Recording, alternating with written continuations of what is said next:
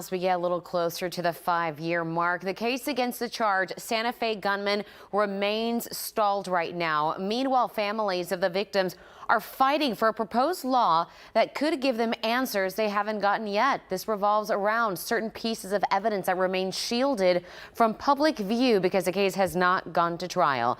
KPRC2 investigator Robert Arnold says the bill was scheduled for a hearing this week, but it was pulled at last minute.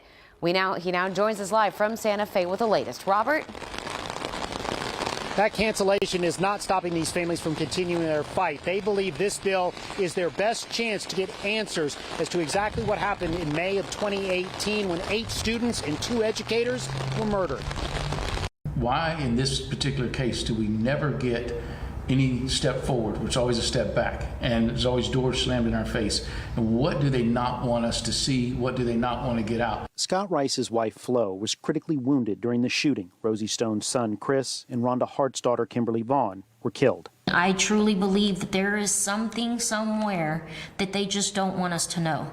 That's all I can chalk this up to, because there's no question who pulled the trigger. It keeps me up at night sometimes, knowing and wondering what happened to my kid. Since the charged gunman remains incompetent to stand trial, families are still fighting for the release of information. A bill filed by State Senator Mays Middleton would give families of murder victims and those who survived mass shootings the chance to look at certain pieces of evidence, like autopsy reports and, in the case of Santa Fe, video of the police response, even if the case never goes to trial. The only way that we're going to get those answers is through that video. They have to sit and think.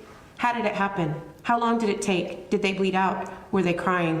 Were they calling for me? Who held their hand? But on the eve of Middleton's bill getting a hearing before the Senate Criminal Justice Committee, family members were told Lieutenant Governor Dan Patrick asked to have it pulled from the hearing schedule so certain portions could be revised. We had written our speeches, planned hotel rooms, planned for elder care, planned for pet care, and we were on the road.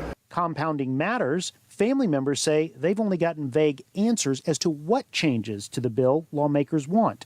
Still, these families are pushing to get this bill heard before the end of the legislative session. I am not allowed to know how my daughter died because some man in an office says that I can't. And that's despicable.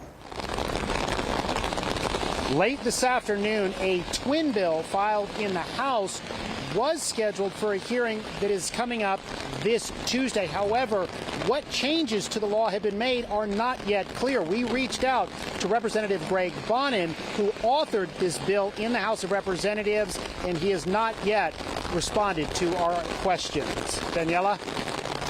Robert, I know you are asking a lot of questions, but were you able to get any more clarity from the other lawmakers that you mentioned in your story?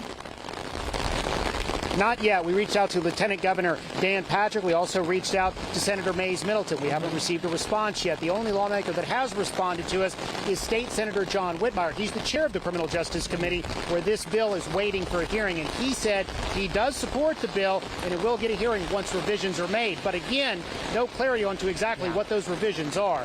We will keep asking. Oh, we know you will, Robert. Thank you.